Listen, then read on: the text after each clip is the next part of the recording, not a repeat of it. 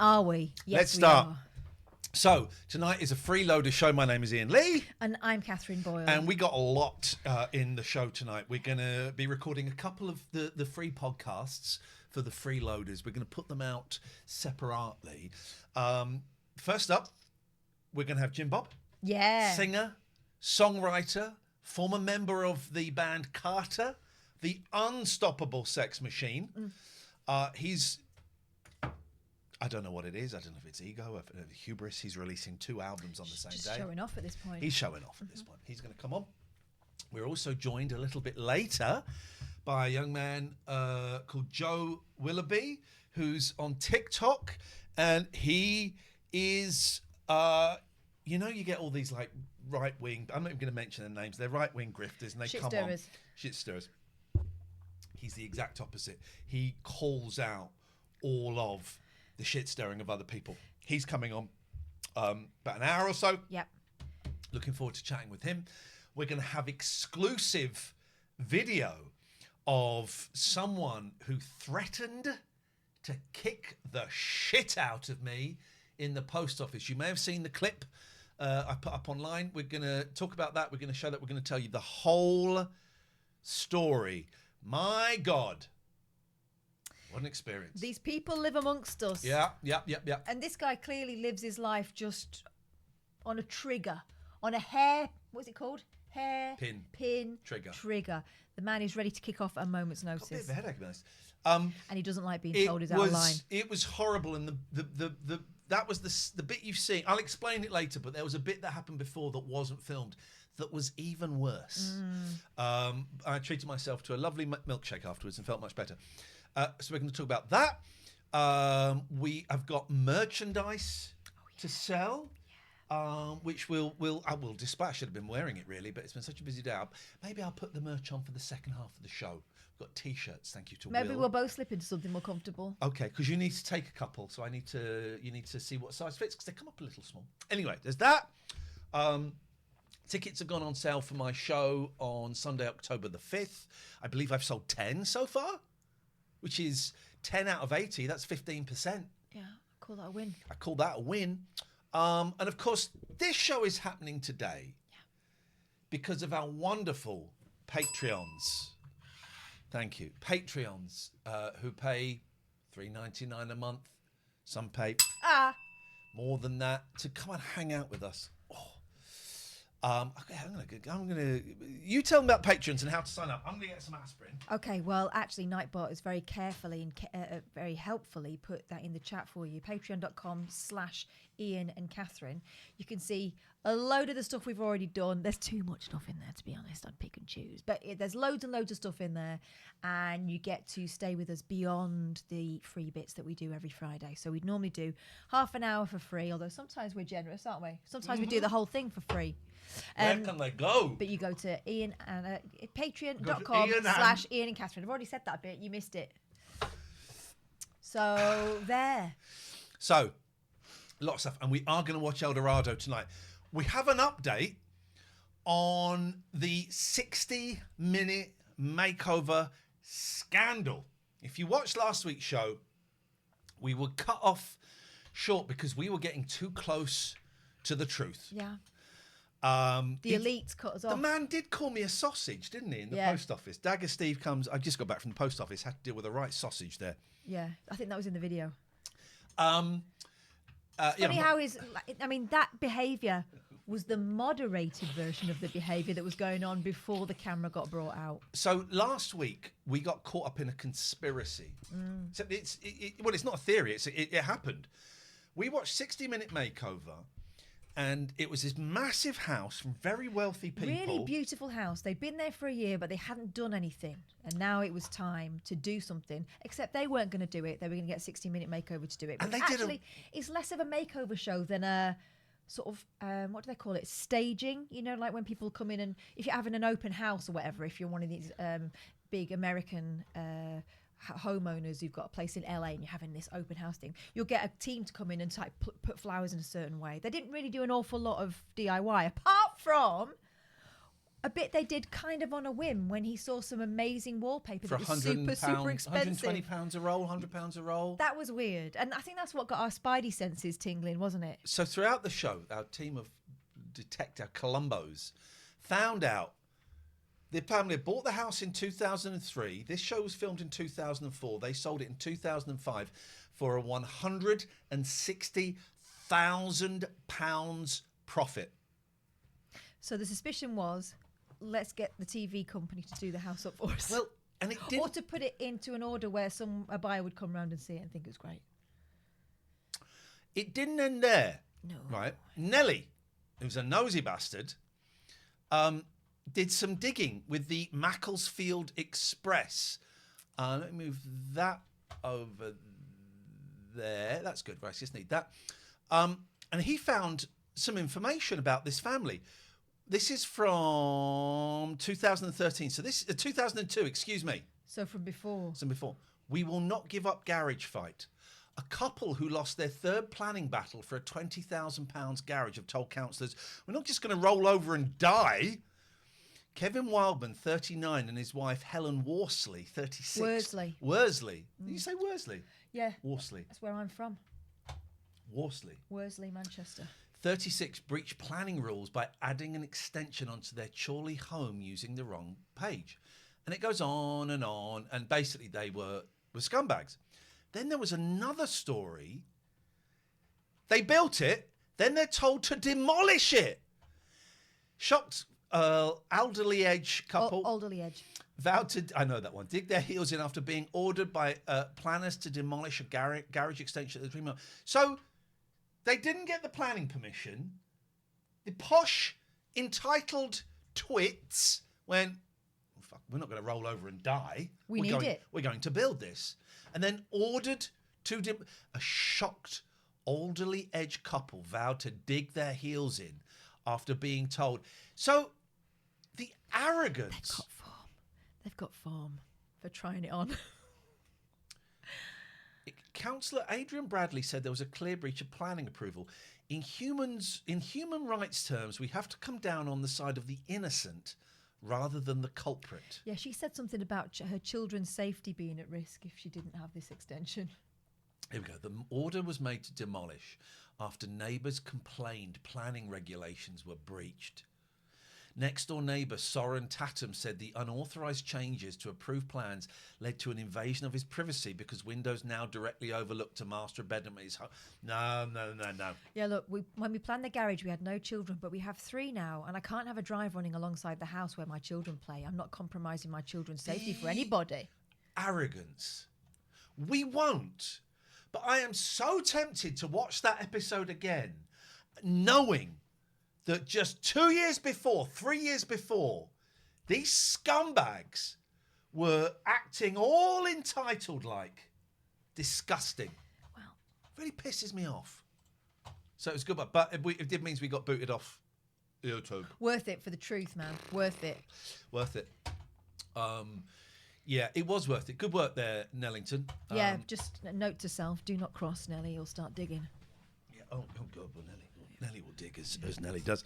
How was your second week of school holes, I have hollybobs? spent the week doing very little. Very, very little.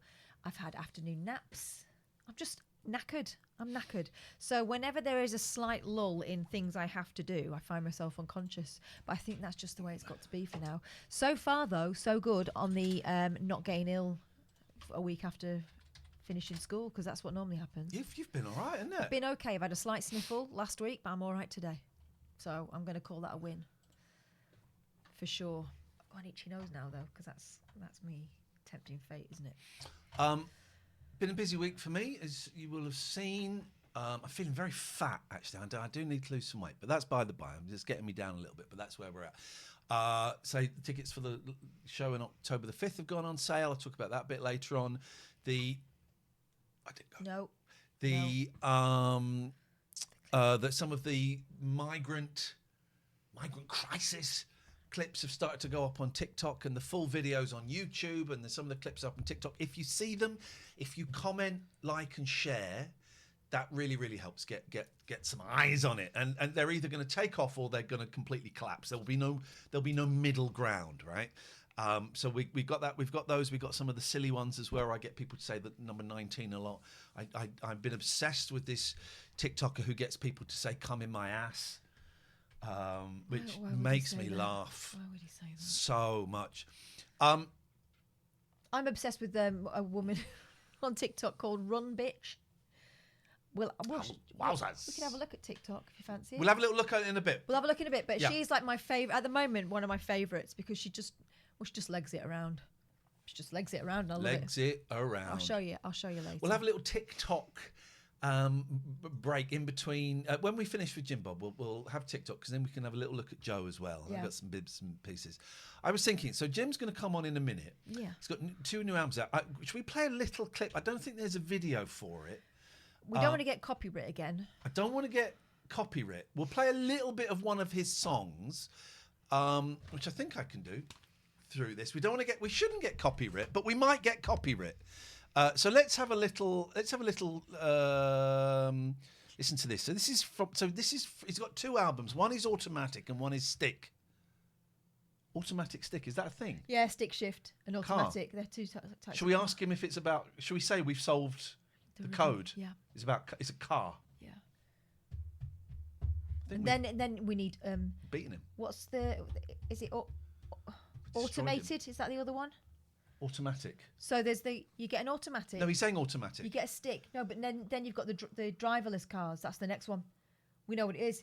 It's like watching Beyonce. Everyone's trying to work out what the next phase is going to be. We got it. Driverless. We've beaten you, buddy. Yes. Beating you, JimBob. Right. Okay. So let's have a little listen to this. Here we go.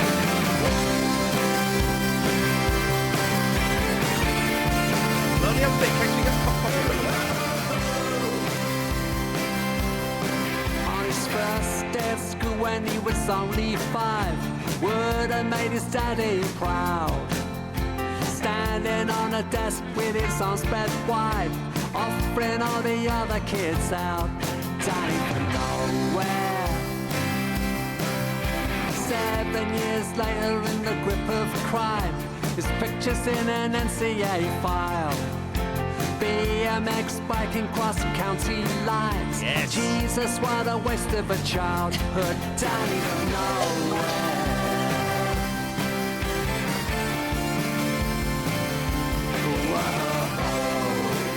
Did you guess far? You put a double sticker on Listen it. to JimBob singing. You farted. The pills, Danny with the raps, Danny in the Starbright shoes, Danny doing deals with other Dannies in the flats, Danny on a very short fuse. Danny steal a phone, Danny steal a bike, Danny Junior out the pole, Danny in the precinct on another school night, Danny go home. It's good, man, isn't it's it? really good. He's good. He knows Now how you've to- said the Kinks, I can't stop thinking. Yeah, that first album in particular is very Kinksian. He's good. I'll play a little snatch of the Man from Del Monte. They've recorded a new album. Now that it's is good, isn't good it? too. Yeah. I'm not supposed to play any of it, but I play a little bit of. I don't think I play a little bit of the single a bit later on. Just a soupçon. I should invite Mike on the show one night. Why don't you? I don't know. I said to him the other day, I was on the phone, I said, I'm trying to get you on podcasts, and I forgot. I do a podcast. Why don't you come on that? He's quite a shy man. Is he up for it? Oh, he's one of those you flick him and he talks for an hour. You wind him up, you pull the string, and off he goes with all of his wonderful stories. So we'll get him on at some point. But we should probably open Zoom, isn't it? I've forgotten how to do a show. Sorry? Feeling very fat. Well, stop it. Let's open up the thing. So if anyone wants to... my computer? Hello, computer. Oh! Dan! I want to talk to Dan. Dan, one half of Gaming Views podcast. I'm Dan. There's 2 Dans. Hello, Dan. This handle is one of my other podcast, Greedy. So... remind me, and we'll talk about that. I went on their podcast this week. I don't think it's out yet. A lot of podcasts coming out. The one I did with Abby Care, the one with Matt Willis is coming out very soon. And I'm assuming these gentlemen, it was a very lovely chat about video games. We chat about did we chat about politics? We didn't go there, did we? I can't remember. Should be out on Tuesday. Remind me. We'll get you guys on. You're at some like the point. Peter Ustinov of podcasts. I'm back into it now. Yeah. I'm back into it. I wasn't for a while, and Well, now you've now I got want things to talk. to say, haven't you? Got things to say, and I want to talk. So Dan, stay there. Maybe you can come on in a bit in Zoom, or we can do it in another. We're going to talk. I want to plug your show. In fact, I mentioned your podcast in a retro gamer that I wrote this month that'll go out in about 2 months' time. So deal with it. Deal with it, losers. I feel fat. I am fat. Well, you've had a milkshake and a big but bar of chocolate. I've So been that will feeling sit. fat. Anyway, putting a lot of weight. But at the same time, you're doing a lot of good work in the back garden with Carl. I didn't yesterday because... Did he call it off? No, I called it off because I was in the hosptal, A&E, yeah. for 6 hours, 45 minutes. Not because I'm of all right. himself. I'm all right. I sneeze now. But don't sneeze as JimBob is just joining us. Sorry, everyone. I'm not contagious. He's got incense burning. He's put 2 sticks in, JimBob. Who does that? I'm a When two. you want to breathe. Did you say 2 sticks? Did you say?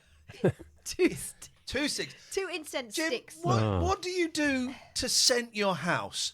Are you an air freshener like from a can like mum, or are you incense? Are you oils? Are you Glade? What are you? I think we're kind of natural, really. It's very They sort of... clean. Yeah, well, no. I like the way he says, I think we're. That means there is someone else in the house Who's in charge Yeah. of who smells. takes on the role of scent. Yeah. I mean, there are no animals, so that I don't know if that's. Do you have animals? A sad, empty, pointless house. Yes, I have 4 cats. Yeah, well, there you go. That'll do it. Strange smell of fish and mice. I have 4 cats, and I'm very sensitive to. Did you know, Jim? There is a bug in cat urine that makes you that can enter the human brain, and it makes you take more risks. Oh wow!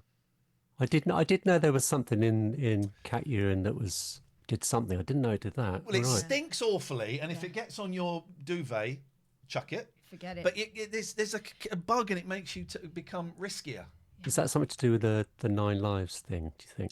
Could be. Where does Maybe that's where they keep it, in the pee-pee, yeah. Yeah. Where does in the pee-pee? Why are you speaking like that? We've worked out the code of the albums. Yeah. Oh, good. Oh, I didn't know there was one. What is it? Oh, is this like Paul is dead? You freaks read anything you want. It's Catherine Now, telling. before we explain it to him, he is going to say that's nonsense. Yeah. But that's what he He's would gutted because say. we sold it That's what already he and would we win a golden rabbit. say. Right, okay. First of all, releasing 2 albums at the same time is just showing off. Showing off. Right, especially when they're both Hubris. as good as they are, right? So, good. Stick shift, automatic. 2 kinds of driving. Yep. So the third one's going to be driverless, is that right? That's the third one. Oh, in I the trilogy. see. Tesla. Yeah, I don't know. Yeah, if we could get sponsored by Uber or something. Have we? Is that not the automatic and stick? That's car references. It is, yeah. Do we win anything for that? Just the higher ground, I think. The funny thing is, I thought because I wrote Automatic was the first album that existed before Stick, so Stick came out because there was a song called Thank You Driver that's got the line Automatic and Stick. So the Stick was supposed to be a more sort of like a sort of less polished, maybe. Okay. Like a sort of more of an old-fashioned kind of album. Well, now, okay, because you say old-fashioned, because I Automatic sounds more like a Kinks album, more Kinks-ified. Yeah. I'm gonna take a punt. I'm gonna try and name your favourite Kinks album from having listened to Automatic. Okay. Is it Arthur and the Decline and Fall of the British Empire? I don't think it is actually.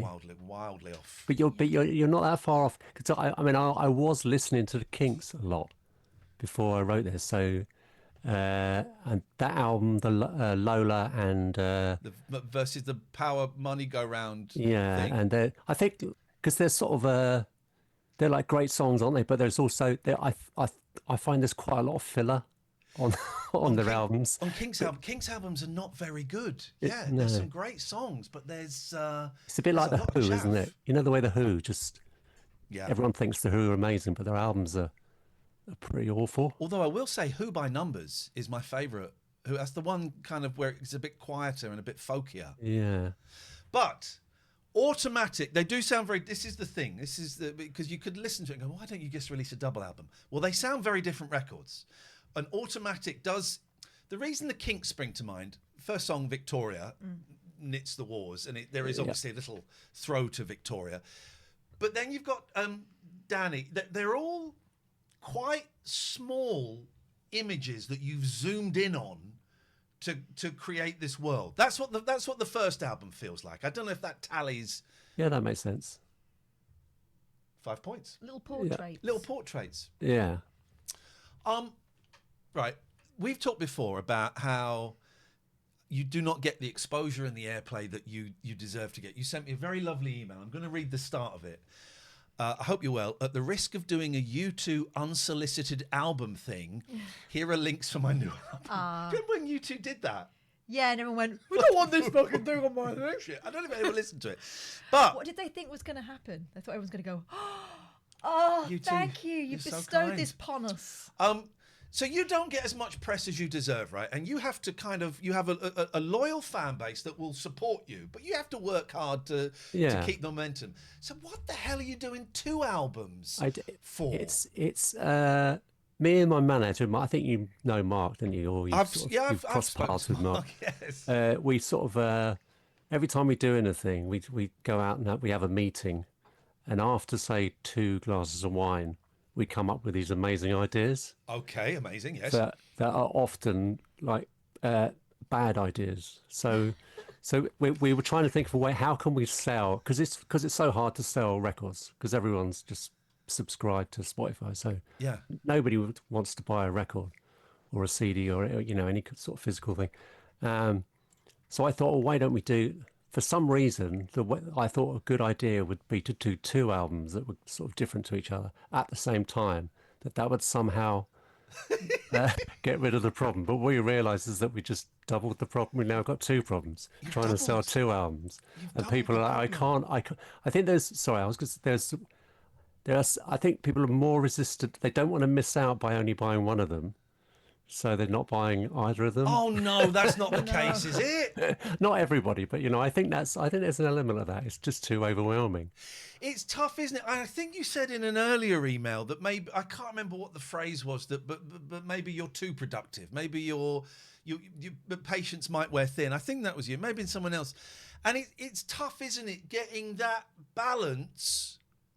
If the songs are in you, then you're going to have to get them out somehow and hope people keep up with you. Somebody sent me a long email. I think they were supposedly trying to help by telling me that that they felt a bit swamped by because they've done 4 albums in 4 years and a book, and as though you're sort of, I don't know. I felt it's a weird way of looking at things. Yeah. And I was thinking like somebody like, say, David Bowie would, if he released 3 classic albums in a row and the 4th album would have been Diamond Dogs. So today's thinking would be, just scrap that one. So no Diamond Dogs because we're swamped. We're sort of snowed under all this stuff. Those fans and friends and supporters who really would deliver a lovely shit sandwich, really, really like your work, you're doing this bit massively wrong, but still big fan. And they always tell you afterwards.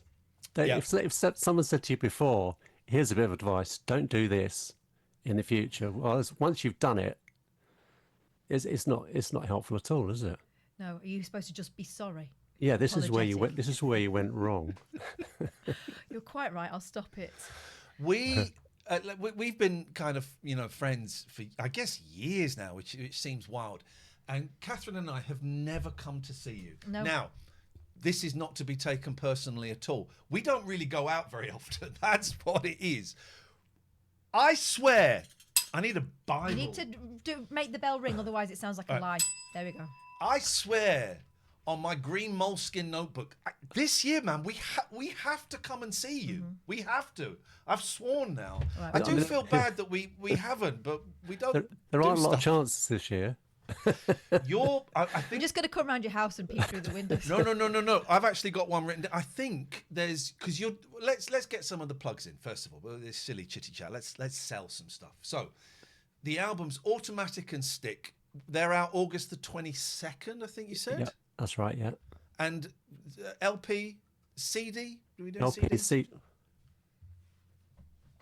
Look at that. Oh. LP. Oh. I don't know where the CDs are. LP, CDs. Just imagine that, but smaller. Yeah, that's the CD. Yeah, in case people have forgotten. And is it going to be on? You're going to be on the Spotify and stuff. You kind of have to these days. Yeah, you've got. Yeah, I mean, I'd sort of. I think if I was releasing this stuff myself, I think I'd be one of those people leaving in a hissy fit, because there seems no logical reason to be there. I don't know, but yeah, if you're not there, then people just won't listen to us. You kind of, to some people, maybe not your fans as much, but you don't exist if you're not on Spotify. It's difficult. I'm working with a band, the Man from Del Monte, and they've got an album and a CD coming out, and I don't really want them to put the album on Spotify. Put the single on there, but I'm kind of saying keep that off, and it might send more people. But what do I know? There's no magic way. I think it's worth a try, and it's a good time to do it because they've just invested a load of money in weapons. So what Spotify have? Or the Man from Del Monte? As far as I know, the Man from Del Monte haven't. I'll have a Spotify have invested, I can't remember how much, £6 billion or something in AI weaponry. But that should be enough for everybody to leave, shouldn't it? But everyone has their line, don't they? The world is a shit show. We won't go into too much detail, but I nearly had the shit kicked out of me in the post office today, JimBob.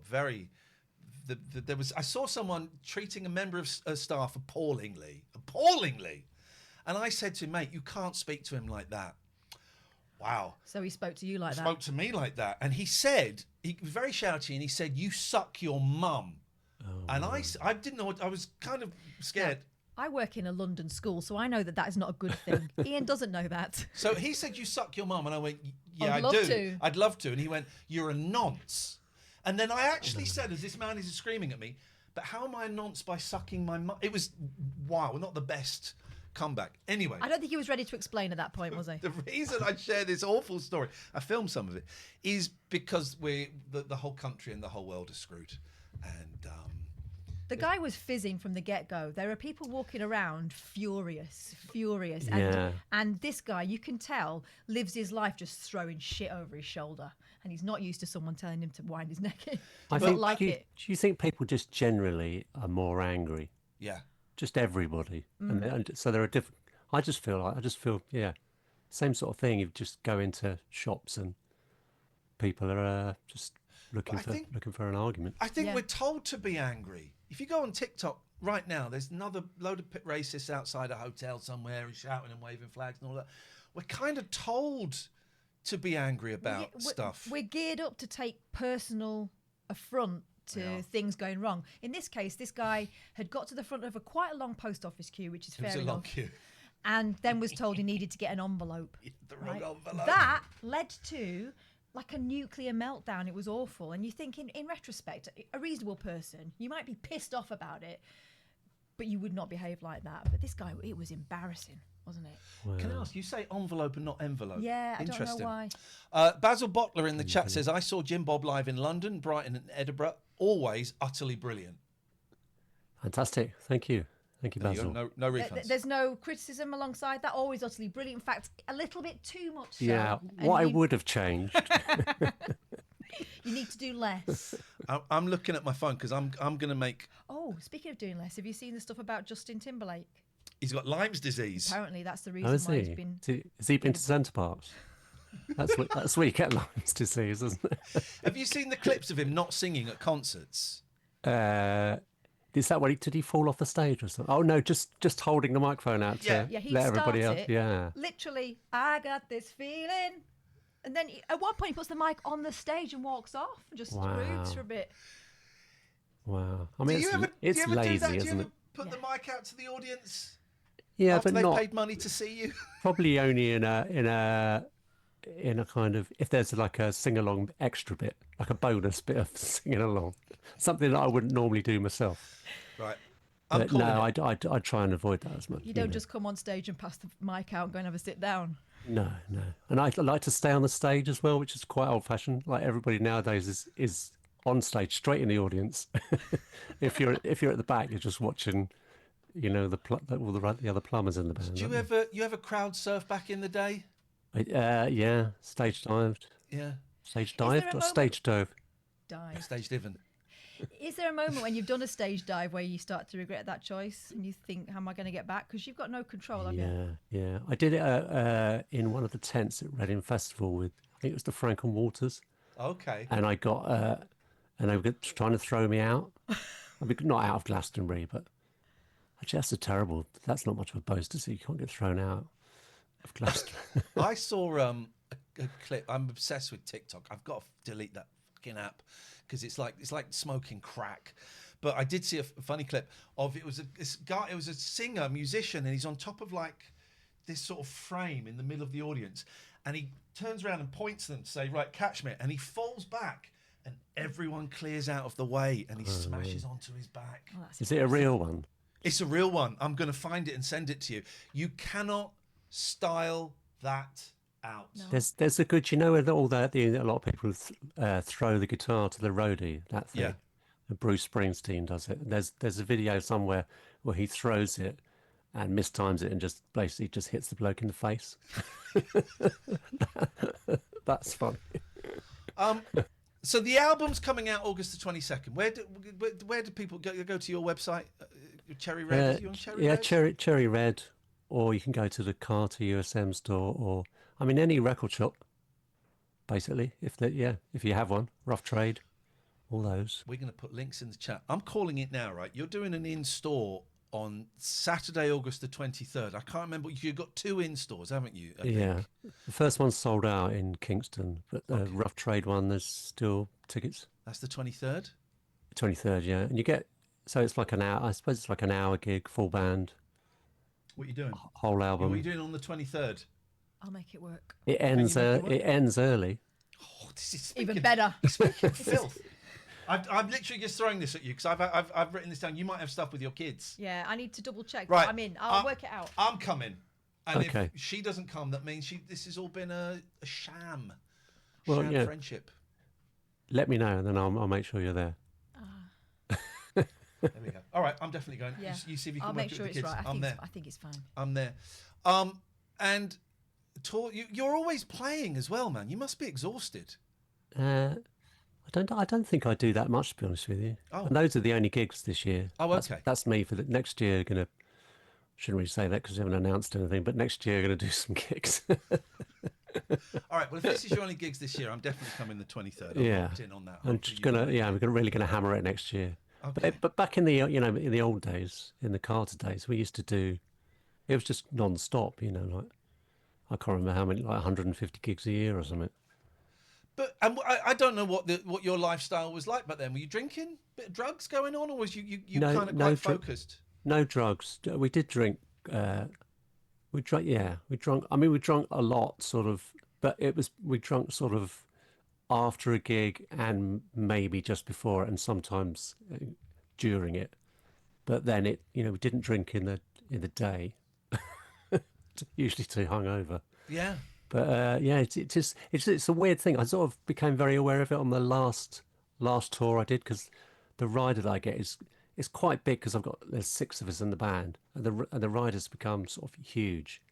So it's all this food and drinks and that. And there's a point that I sort of thought, this is bizarre, isn't it? What other job do you go to where because I've seen people I know in stand-up comedy, obviously, where you sort of, their rider would be like 2 beers and an apple or something.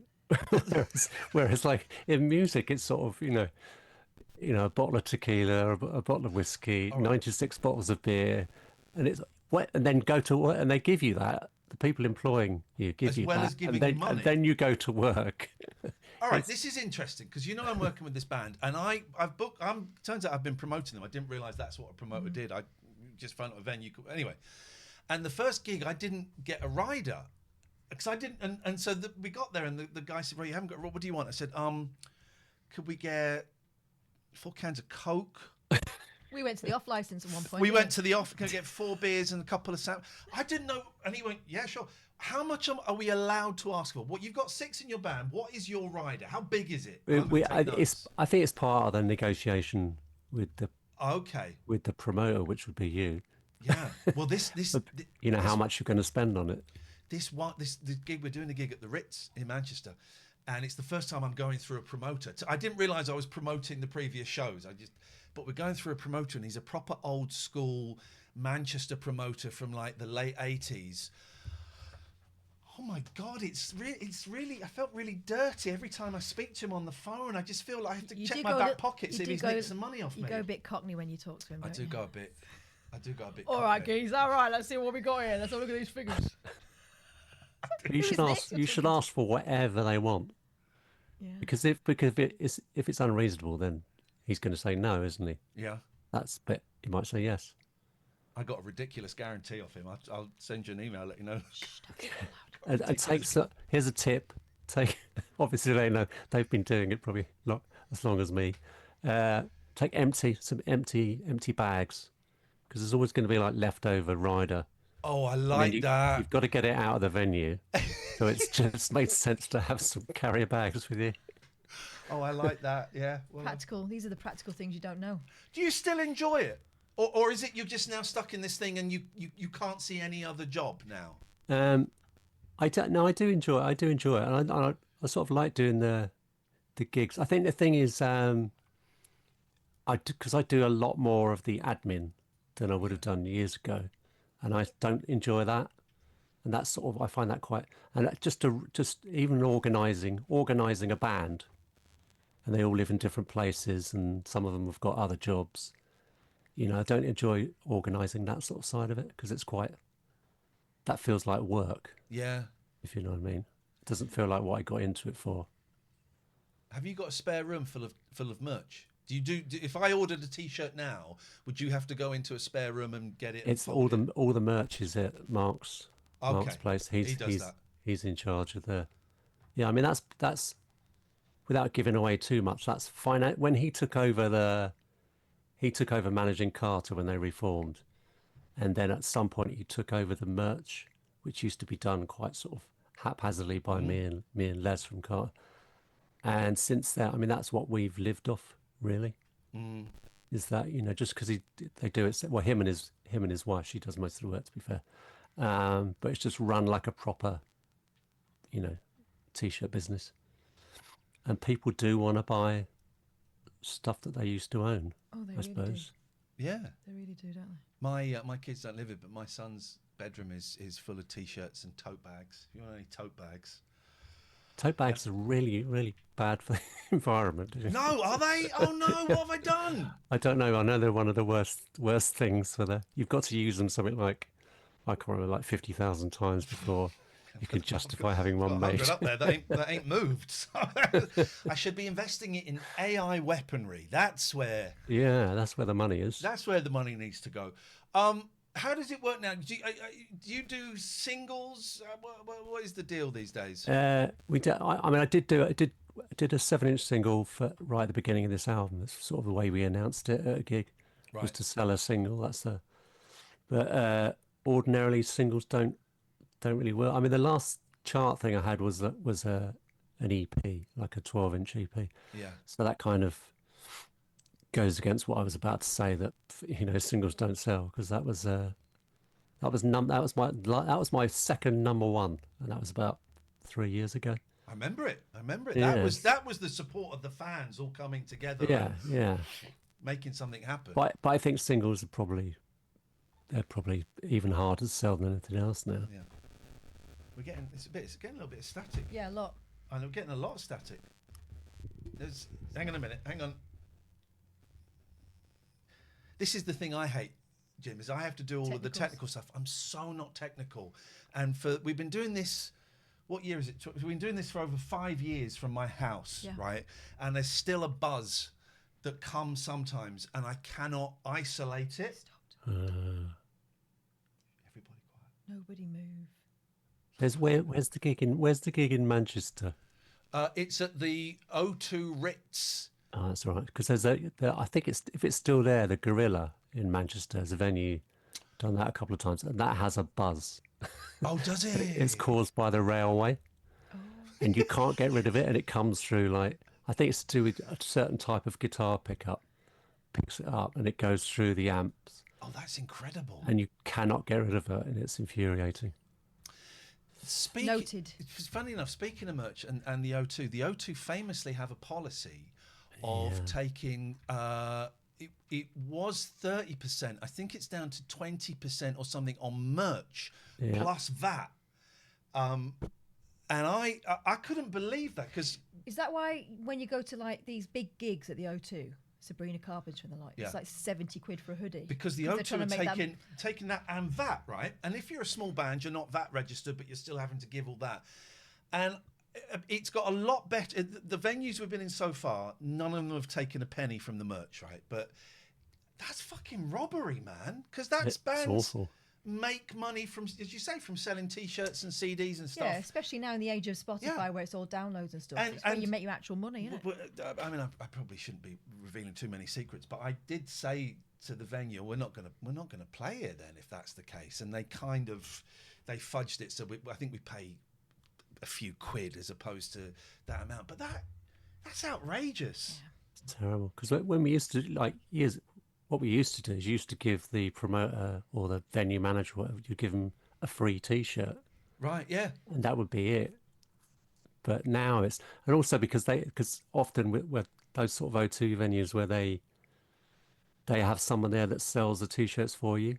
Yeah. So, but they're just often just so disinterested in doing it. Whereas you've got someone traveling with you who's doing the job. They just have to, not do anything, and you end up not selling any anyway. So we have worked the merch table, and it's a bit of a graft, and it's fun. But you want someone who knows the act. To go, oh, you're buying that, you're going to love this as well. Well, as well with bands that are older like that, and like you said earlier on, JimBob, about people wanting to own the thing that they had before. Yeah. We're putting out those T-shirts that they did have when they were in their teens, and they want to have a little chat with you about it, right? Yeah. You don't always get the opportunity to do that, but it's an experience for them buying that thing back. And so just some disinterested 20-something who doesn't care kind of takes away from that magic for them, doesn't it? But there you go. It's all money, isn't it? Are you writing any more books? Not at the moment. Be gone. Yeah, I don't know. You sound sad when I asked you that. Guys, I do sort of think about it. I don't think I could write a novel at the moment. Yeah. I feel that was so hard, the last two I did. But I did into the last book I did don't know if did you say that one? The lyrics. Yeah, that big. I got it. Oh, I bought that. Yeah. Okay. I mean, I thought that was a great thing, and I sort of enjoyed. It's beautiful. Enjoyed writing that in a way, but I've kind of run out of. I think I've run out of memoir. I've run out of anecdotes, so I'd have to. I don't know.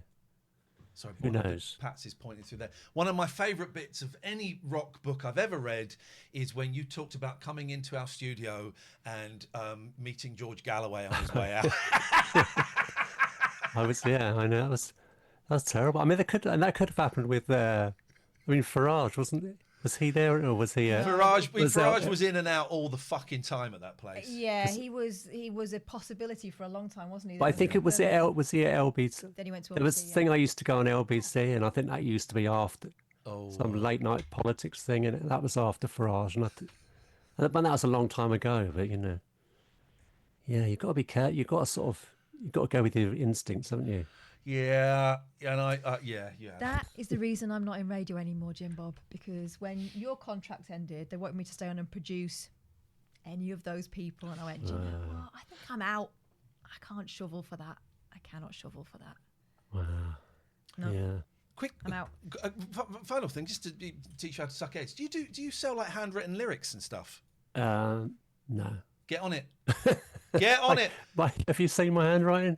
No, people love that stuff. Get on it. And I tell you why. This is going to make you at least £300 or £400. Okay. A few years ago, Neil Innes was before he died, obviously, was to raise money for his new album, was selling handwritten lyrics. You could pick any of his songs, 50 quid, and in there I've got a double back alley, the Ruttles, handwritten, and he wrote a little message at the end. I've got it framed, and then he died. And again, with the man from Del Monte, we've put on their website, you can buy handwritten lyrics, any song, handwritten by Mike West, and he'll write a little message. £50 a pop, JimBob. £50 a pop. And people love it. And I'm being slightly tongue-in-cheek about the cynical side of it. But actually, that Neil Innes thing is pride of place in my living room. It's treasure. It's absolute treasure, and I feel privileged to have it. And the same people that are ordering songs from Mike, it's and I was treasure. going to say, better than a T-shirt. Yeah. If they want your T-shirt, they would love that. Yeah. I would seriously consider it, and maybe getting a stunt writer in to do that's an idea, isn't it? Get a stunt writer. Or one of those. Who was that? There was an author, wasn't there? Had a machine. I can't remember who it was. Like an autograph machine. Oh, an autograph. It was like a physical thing that would. I can't remember who it was. Someone like Jilly Cooper or someone like somebody like who sold millions of books. Oh wow. And I think didn't Princess Princess Diana, didn't she have something like that? Someone had a Am I stamp, misremembering all of this? Someone had a stamp of their autograph. I've got a letter from Jilly Cooper, so I know she's a handwriter. Okay, right. well, is she? Was it her? Did you see her so. write it? No, We just don't know. You're right, actually. She might have a letter writing machine. That was a very sweet. The Beatles used to do each other's, didn't they? They used to sign each other's. Yeah, there's a famous interview with someone in the 80s hands George Harrison a copy of Revolver and says, "Will you sign it?" He says, "Right, whose name do you want?" And he could do all four of them perfectly. All right, well, listen, the records automatic stick. If you're watching this video, if you're listening to this podcast, we're going to put links in all the places. Obviously, Google JimBob is the easiest way to do it, but we'll put all of the links into the places. Yeah. I will see you. Yeah. And I'm going to shake your hand if you're okay with consensual physical hand-on-hand contact. Saturday, the 23rd of August. Yeah. At last. I'm looking forward to it now. Yeah. You weren't before. It was just a job. It was just a job, and now it's going to be lovely. I'm looking forward to it. It'll be a lot of fun. Hopefully you can make it as well. Yeah. I kind of threw that on you. It's always lovely to see you, man. And I always, listen, you can come on any time. And I've said this to you before. I always feel embarrassed that we don't have the audience that we used to have when we were on talk and when I was on the telly. And we get a few thousand, and it's all very lovely and lovely. But you can come on any single time that you want, and it's never, I feel a bit embarrassed asking people of your stature to come on this silly little show, is what I'm trying to say. Well, yeah, it's not a silly little show. But no one has an audience, do they? It's all bullshit, isn't it? I've seen the real radio figures, the BBC. They're all just add them all together, don't they? Add a week together and call it a show or whatever. It's all bullshit. I love you, man. It's so lovely to see you. And the records are fantastic, and hopefully people buy them. But I will see you on the 23rd. Fantastic. Thank you, man. See you later on. See you later. See you later. There we go. There we go. He's lovely, isn't he? Yeah, he's a sweet. He's lovely. We'll put the links and everything in the chat. Do you know what, guys? If you're listening to the free podcast, well, this one's going to end, but hold your horses if you're watching live. We're going to carry on. And there'll be another podcast in a couple of days. So patreon.com/Ian and Catherine. Ciao, ciao, ciao. Bye.